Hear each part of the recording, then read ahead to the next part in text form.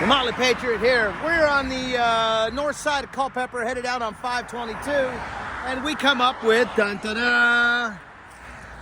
S. Barbour's birthplace. You get my finger out of there. That last video I had fingers in the lens. Silly rabbit. Just to the south stood Catalpa, where John Strode Barbour was born on the 29th of December in 1820. In 1849, he was appointed the state's representative on the board of directors of the Orange and Alexandria Railroad. Choo-choo!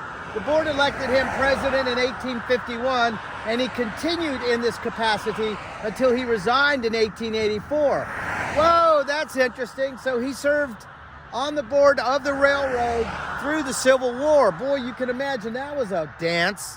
Till he resigned in 84. Barbour served in the House of Representatives from 1880 to 1886. He also was the chairman of the State Democratic Party Committee from 1883 to 1890 and was appointed to the U.S. Senate in March of 1889, representing Virginia, and served until his death in 1892.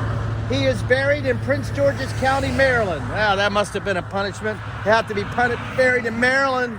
Anyway, John S. Barbour birthplace, kind of cool. We'll have to see if he's a relation to the other Barbers, like Governor Barbour. Very interesting. Well, it's a familiar family name. This sign was put up in 2000.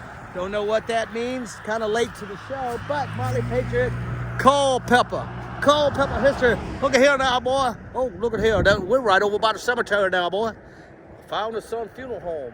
Anyway, Motley Patriot for Culpeper. You all know, get to stop lollygagging around.